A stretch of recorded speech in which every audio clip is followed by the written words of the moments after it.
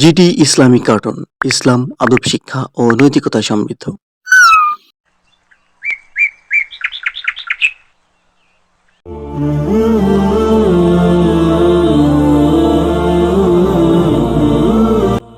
বন্ধুরা, এবার রমজানে আমরা একটি ভালো কাজ করব।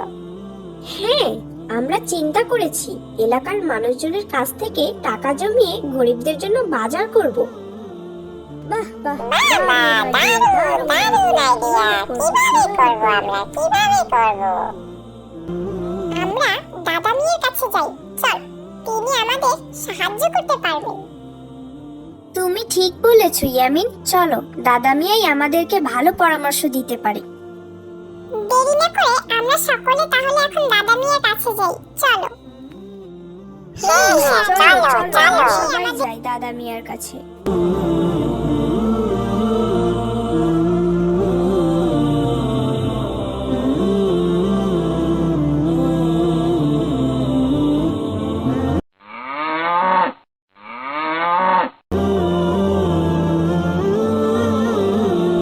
আসসালামু আলাইকুম দাদা মিয়া। ওয়ালাইকুম আসসালাম। বাচ্চারা, কি খবর? তোমরা কেমন আছো? আলহামদুলিল্লাহ দাদা মিয়া, আমরা সকলে আল্লাহর রহমতে অনেক ভালো আছি। একটি বিশেষ দরকারেই আপনার কাছে আসা। তা আমার ছোট্ট সোনামণিরা, কি দরকার তোমাদের আমার কাছে? বলো দেখিনি, যদি কিছু করতে পারি তোমাদের জন্য। দাদা মিয়া, এবারের ঈদে আমরা সমাজের কিছু অসহায় বাচ্চাদের নতুন জামা উপহার দিতে চাই। আমাদের এই উদ্যোগটা কেমন হবে? সুবহানাল্লাহ, খুব সুন্দর একটা কাজ করছো তোমরা। আমি তোমাদের কিছু টাকা দিলাম, আর এলাকার অন্যদের কাছ থেকেও চেয়ে নিতে পারো। এটা অনেক সওয়াবের একটি কাজ। তোমরা এত ছোট হয়েও যে এত সুন্দর একটি পরিকল্পনা করেছো, এই তো অনেক। আল্লাহ তোমাদের অনেক বড় করুন। আপনাকে অনেক অনেক ধন্যবাদ দাদা মিয়া। আপনি আমাদের শুধু একটু দোয়া করুন, আমরা যেন এভাবেই এগিয়ে যেতে পারি আর অসহায় ব্যক্তিদের সাহায্য করতে পারি।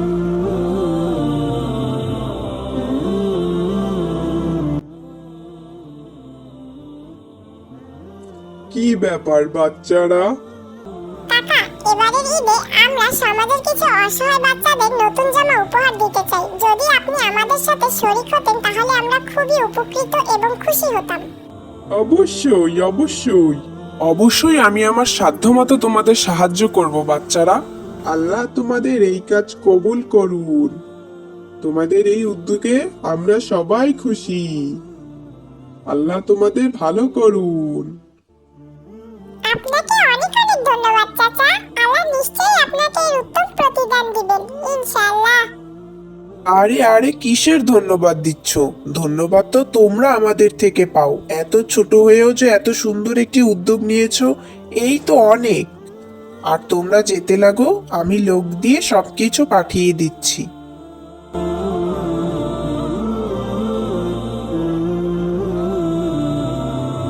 আসসালামু আলাইকুম খালা, কেমন আছেন আপনি? ওয়ালাইকুম আসসালাম হুমায়রা। এই তো আল্লাহর অশেষ রহমতে ভালোই আছি। তা তোমরা কেমন আছো? আমরাও ভালো আছি। খালা, আপনার কাছে একটি দরকারে এসেছি। তা কি দরকার বলো দেখি। আপনি তো জানেন খালা, আর কিছুদিন বাদেই ঈদ। আর এই ঈদে আমরা কিছু বাচ্চাদের নতুন জামা উপহার দেওয়ার সিদ্ধান্ত নিয়েছি, আর এর মধ্যে আমরা রাকিবকেও রেখেছি। আল্লাহ তোমাদের অনেক ভালো করুন বাচ্চারা। এত ছোট বয়সে এত সুন্দর চিন্তা করেছো তোমরা, ভাবতেই অবাক লাগে। আল্লাহ তোমাদের ভালো করুক।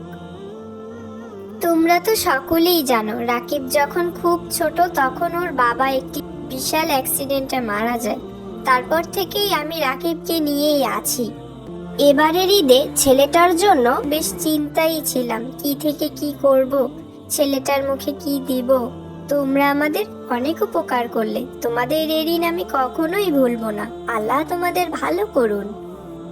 আল্লাহর অশেষ দয়ায় আমার ছেলেটার এবার ঈদ ভালোই কাটবে।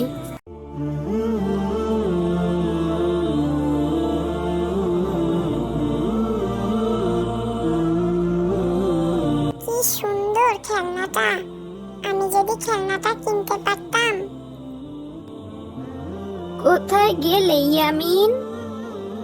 আসছি দাদি।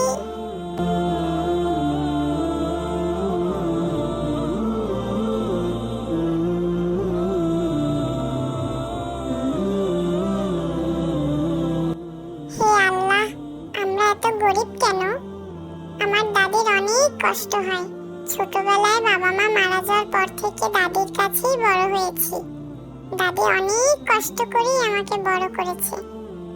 আপনি আমার দাদির কষ্ট কমিয়ে দিন, আমার দাদিকে সুস্থ রাখুন, আর আমাকেও সুস্থতা দান করুন। আমিন।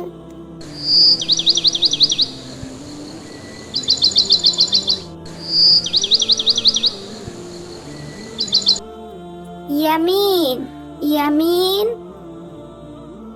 আসছি দাদি। আমি যাচ্ছি সুপারিগুলো বিক্রি করতে। ইফতারির আগে ফিরতে হবে তো। তুমি সাবধানে থেকো ইয়ামিন। ঠিক আছে দাদি, তুমি সাবধানে যেও।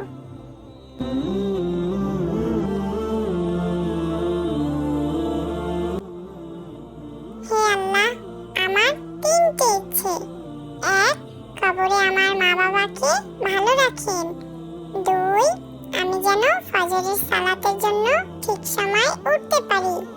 3, আমার দাদুকে ভালো রাখবেন। আমিন। সবই তো বুঝি, কি যে করি। আমার কাছে এত টাকাও নেই যে ছোট নাতনিটার ছোট ইচ্ছেগুলো পূরণ করব। হায় আল্লাহ, তুমি আমাকে সাহায্য করো।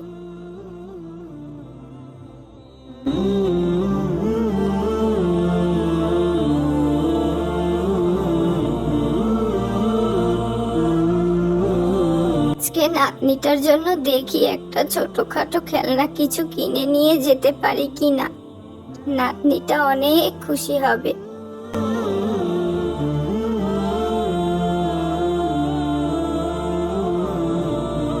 ইয়ামিন, ইয়ামিন, কোথায় গেলে?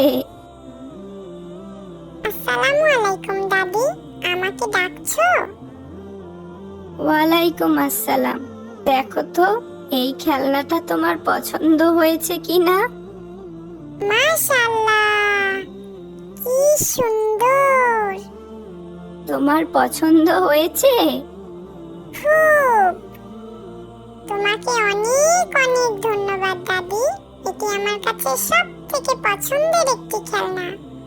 আজ আমি অনেক খুশি। এর থেকে বেশি কিছু দেওয়ার সামর্থ্য আমার নেই রে। বাড়িতে কেউ আছেন? আসসালামু আলাইকুম। ওয়ালাইকুম আসসালাম। আমাকে কি একটু সাহায্য করবেন? কিছু খাবার থাকলে আমাকে একটু দেবেন দয়া করে, আমি খুব ক্ষুধার্ত। অবশ্যই, তুমি একটু অপেক্ষা করো, আমি আসছি। দাদি, দেখো ছেলেটার জামাটা কত ছেঁড়া। আমার তো আরো এই জামাটি ছাড়াও একটি নতুন জামা রয়েছে। আমি কি আমার নতুন জামাটা ছেলেটাকে দিতে পারি?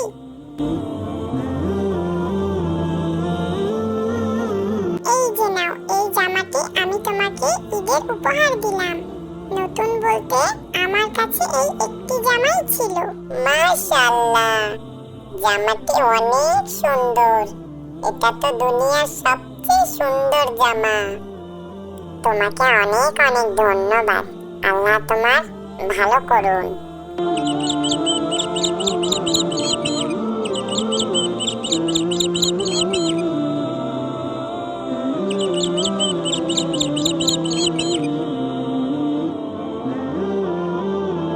আসসালামু আলাইকুম, বাড়িতে কেউ আছেন? ওয়ালাইকুম আসসালাম। কাকে চাই? এটা আপনাদের জন্য দাদি, আমরা একটি ইসলামিক ফাউন্ডেশন থেকে এসেছি। তোমাকে অনেক অনেক ধন্যবাদ। এসো ইয়ামিন, দেখি তো কি কি দিয়েছে? মাশাআল্লাহ, কি সুন্দর। আমি আপনাকে অনেক ভালোবাসি আল্লাহ। আলহামদুলিল্লাহ, সত্যি আপনি অন্তর্যামী আল্লাহ। আপনাকে অনেক অনেক ধন্যবাদ আল্লাহ। আপনি আবারও প্রমাণ করে দিলেন আল্লাহ, আমরা আপনার জন্য যাই খরচ করি না কেন, আপনি তার দ্বিগুণ আমাদেরকে ফেরত দেন। আলহামদুলিল্লাহ।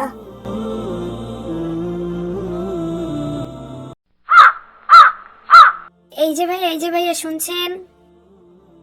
জি বলুন। আসসালামু আলাইকুম। ওয়ালাইকুম আসসালাম। ভাইয়া একটু কথা বলা যাবে? জি বলুন। ভাইয়া আপনার নাম? আব্দুর রহমান। তো রহমান ভাই, আপনি কি রোজা রেখেছেন? জি আলহামদুলিল্লাহ, আমি রোজা রেখেছি। আপনাকে একটা চ্যালেঞ্জ দেওয়া হবে। আপনি যদি চ্যালেঞ্জটা পূরণ করতে পারেন তাহলে এই 1,00,000 টাকা আপনাকে দেওয়া হবে। আপনি কি চ্যালেঞ্জটি নিতে ইচ্ছুক? জি বলুন, কি চ্যালেঞ্জ? আমার হাতে যে পানির বোতলটি দেখছেন সেটা থেকে আপনাকে 1 ঢোক পানি খেতে হবে, ব্যাস এতটুকুই। কি বলছেন? আপনাকে তো বললামই আমি রোজা আছি, তারপরেও আবার এভাবে কি ধরনের কথা বলতে পারেন? ভাই আপনি তো শুধু 1 ঢোক পানিই খাবেন, এ আর এমন কি? এ আর এমন কি মানে? 1 ঢোক পানি খেলেই তো আমার রোজা ভেঙে যাবে। ভাইয়া 1 ঢোক পানি খেলেই 1,00,000 টাকা আপনার হয়ে যাবে। সামনেই ঈদ, মন মতো শপিং করতে পারবেন। বুঝে শুনে উত্তর দিবেন, আর পরে আপনি রোজাটা কাজা করেও নিতে পারবেন। এমন সুযোগ কিন্তু বারবার পাবেন না ভাইয়া। আরে রাখেন তো আপনার 1,00,000 টাকা। ইচ্ছা করে রোজা ভাঙলে তার কাফারা দিতে হয়। তাছাড়া রোজা রাখার আগেই যদি আমার মৃত্যু হয়, তাহলে আপনি কি আমার পাপের শাস্তি বহন করবেন? ভাইয়া এমন সুযোগ হাতছাড়া করবেন না। আপনি একজন মুসলিম হয়ে কিভাবে এসব ধরনের কথা বলতে পারেন? আমার তো সন্দেহ হচ্ছে আপনি কি আসলেই মুসলিম। ইচ্ছা করে রোজা ভাঙার শাস্তি কতখানি কঠিন তা কি আপনি জানেন না? একজন খাঁটি মুমিন কখনোই কোটি টাকার জন্য হলেও তার রোজা ভাঙে না। সরুন বোন, আমাকে যেতে দিন। আপনি শিওর আপনি চ্যালেঞ্জটি নেবেন না? অবশ্যই না। ওকে ভাইয়া।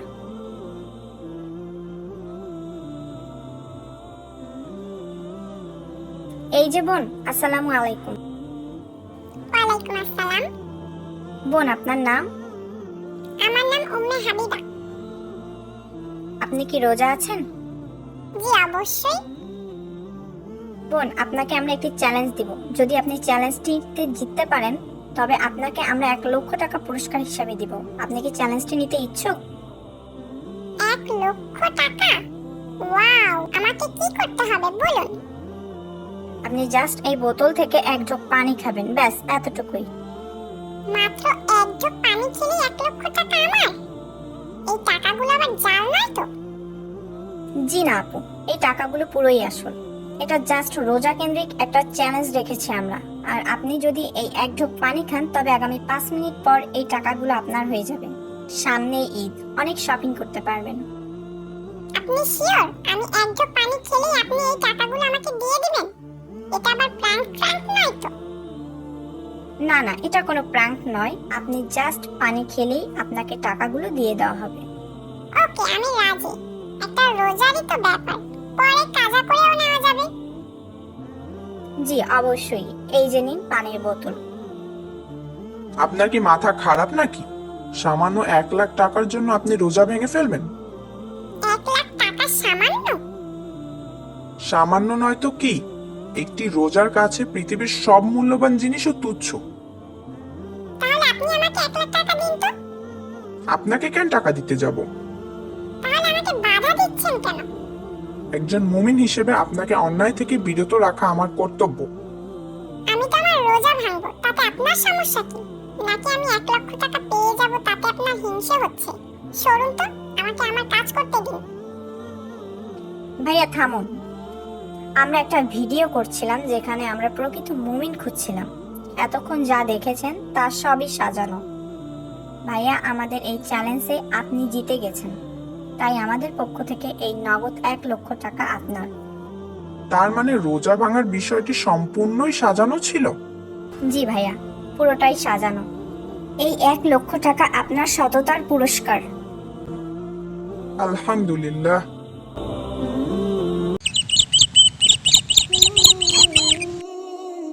বুশরা, মা বুশরা, কোথায় তুমি মা?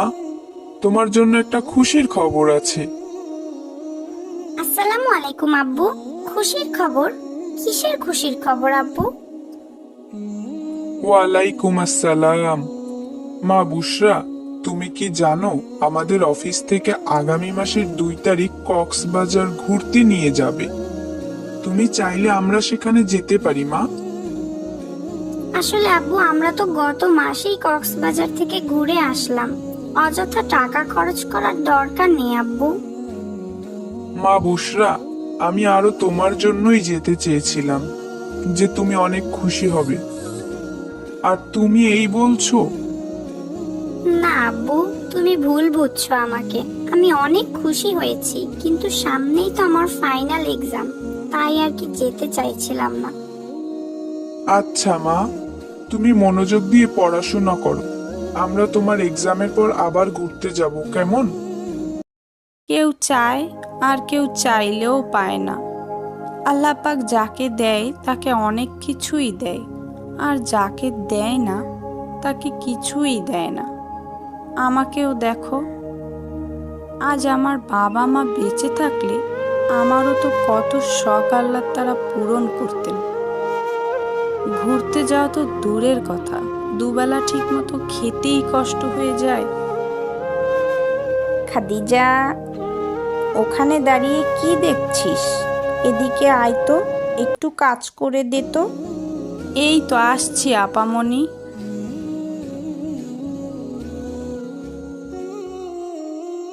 আব্বু শুধু শুধু অপচয় করে। আমি আব্বুকে বোঝাতে গেলে বুঝতেও চেষ্টা করে না, অযথাই কষ্ট পাই। কি হলো বুশরা, একা একা কি সব বলছো? দেখো না মা, আমরা গত মাসেই না কক্সবাজার গেলাম, তবু আব্বু আজকে আবার কক্সবাজার পিকনিকে যাওয়ার কথা বলছিল। আব্বু কেন বোঝে না মা? এগুলো তো অপচয়। তাই নাকি? মেয়েটা আমার কবে এত হিসাবি হয়ে গেল, আমি তো বুঝতেই পারলাম না। এ কি মা, তুমি মজা করছো? না,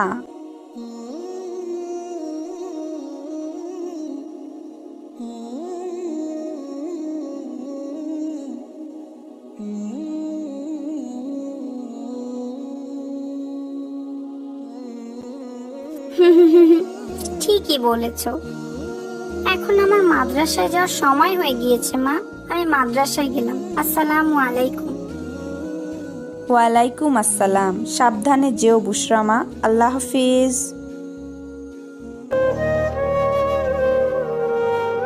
বুশরা আপু মাদ্রাসায় গিয়েছে। এখন আমি বুশরা আপুর খেলনাগুলো দিয়ে একটু খেলতে পারবো। কি মজা! খাদিজা, বাসায় মেহমান আসবে, কিন্তু আমার চিনি ফুরিয়ে গিয়েছে। এখন দোকানে কে যাবে বলতো? কি বিপদ হলো এখন। আপামনি, সামনেই তো দোকান, আমি গিয়ে নিয়ে আসি। তুই আনতে পারবি তো? হ্যাঁ আপামনি, আপনি চিন্তা করেন না, আমি ঠিকঠাক মতোই আনতে পারবো। আচ্ছা, এই নে 100 টাকা। 50 টাকার চিনি আনবি আর 50 টাকা ফেরত আনবি, কেমন? ঠিক আছে আপামনি।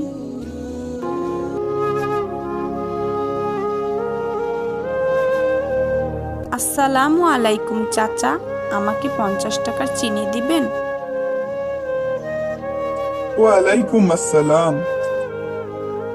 এই নাও চিনি। বুশরা, মা বুশরা, কোথায় গেলে?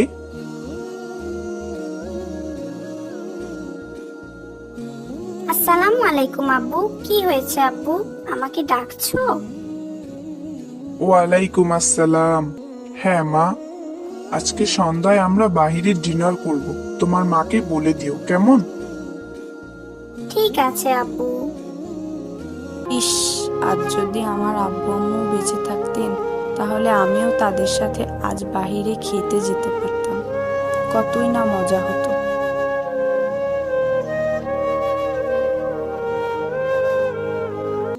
এই খাদিজা, রেডি হয়ে নে, যা। কেন আপামনি, আমাকে আপনি মাফ করে দেন আপামনি। আপনারা ছাড়া আমার তো কেউ নাই। আপনাদের এখানে থাকলে তাও আমি দুবেলা দুমুঠো খেতে পারি, খেলা করতে পারি। আপনারা আমাকে কত ভালোবাসেন।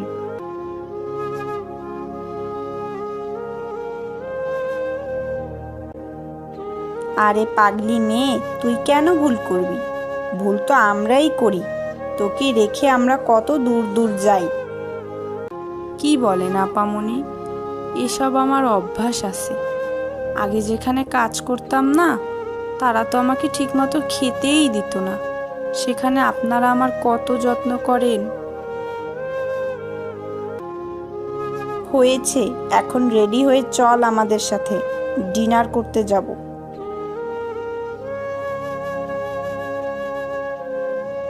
কি বলছেন আপামনি? ঠিকই বলছি। তুই যখন একা একা বিড়বিড় করে বলছিলি যে তোর বাবা মা বেঁচে থাকলে তোরও কত শখ পূরণ করত, তখন আমি শুনে ফেলেছিলাম। এখন থেকে আমরা যেখানেই যাব খাদিজাকে সঙ্গে নিয়ে যাব। ইয়ে, এই যাস না, দাঁড়া দাঁড়া, বলছি দাঁড়া। কোথায় যাচ্ছিস?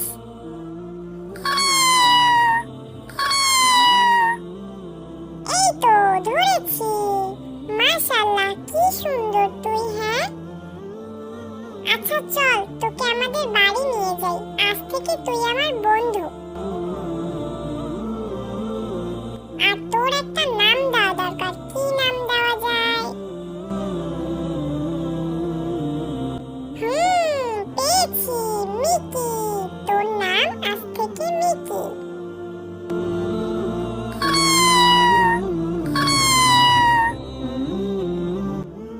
ও মিকি, তোর অনেক খিদে লেগেছে বুঝি?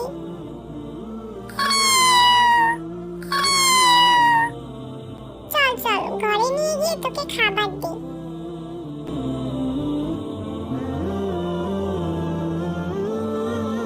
কোথায় গিয়েছিলে ফাতেমা? আর তোমার সাথে এই বিড়ালটা কার? আসলে মা, ওকে আমি রাস্তা থেকে নিয়ে এসেছি। ও অনেক সুন্দর, দেখো মা। আর ওর অনেক ক্ষুধাও লেগেছে। ওকে কিছু খেতে দিবে? ফাতেমা, তুমি তো জানোই আমাদের নিজেদেরই টানাটানি, তারপর আবার কোথা থেকে বিড়ালটা নিয়ে এসেছো? ওকে ছেড়ে দাও বলছি। না মা, ওকে আমি ভালোবাসি। ওকে তাড়িয়ে দিও না মা। আমি না হয় আমার খাবার থেকেই ওকে খাওয়াবো। কি যে করো না ফাতেমা তুমি, যদি মাছ খেয়ে ফেলে তাহলে কিন্তু ওকে আর রাখবো না, বলে দিলাম। এই মিকি, শুনেছিস? কোনো খাবারে যেন মুখ না দেওয়া হয়, বুঝলি?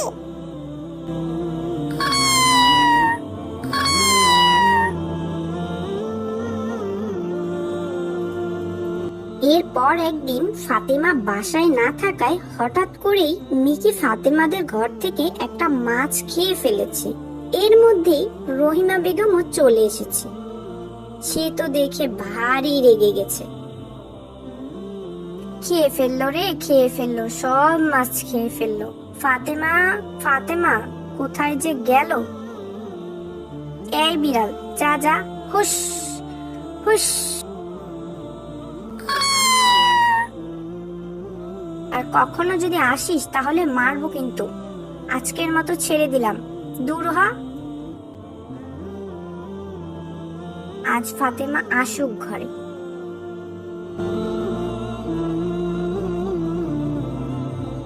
মিকি ভয়ে ভয়ে এক দৌড়ে পালালো।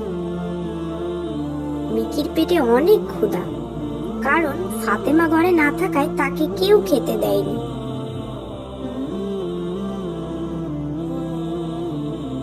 মিকি হাঁটতে হাঁটতে একটা বাড়ি দেখলো।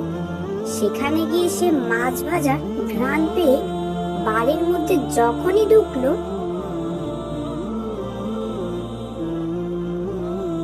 এই এই, যা যা, দূর হ, বাড়ি থেকে দূর হ। কোত্থেকে যে আসে বিড়ালগুলো।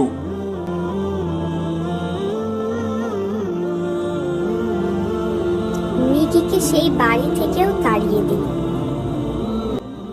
মিকির মন খুবই খারাপ।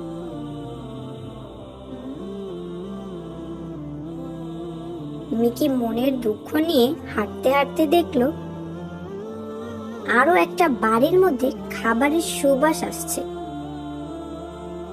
সে মনে মনে এক স্বস্তি পেল যে হয়তো তারা তাকে খেতে দিবে।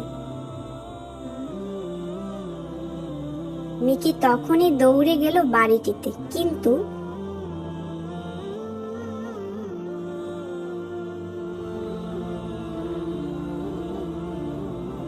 যা যা যা, আজ মেরেই ফেলবো। খাবার নষ্ট করতে এসেছিস? দূর হ, দূর হ বলছি। দেখি লাঠি কই, লাঠি কই। মিকি মন খারাপ করে সেখান থেকেও কোনো রকমে জীবন নিয়ে পালিয়ে এলো।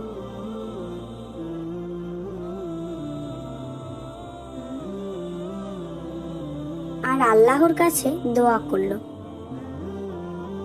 হায় আল্লাহ, আপনি আমাকে সাহায্য করুন।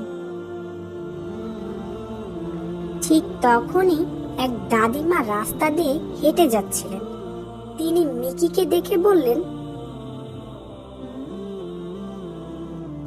হ্যাঁ রে, তুই তো দেখতে ভারী মিষ্টি। মিকি কাছে গেল আর ম্যাও ম্যাও করে ডাকলো।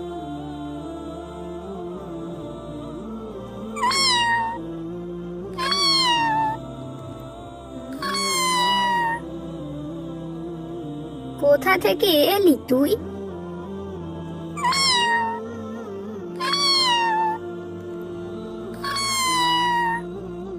মনে হচ্ছে তোর পেটে অনেক ক্ষুধা। আমার সাথে আমার বাড়ি যাবি? ওখানে আমি একাই থাকি, তোকে খুব যত্ন করব। মিকি আবারও ম্যাও ম্যাও বলে দাদিমার ডাকে সাড়া দিল। এরপর দাদিমা মিকিকে সাথে নিয়ে তার বাড়িতে নিয়ে গেল।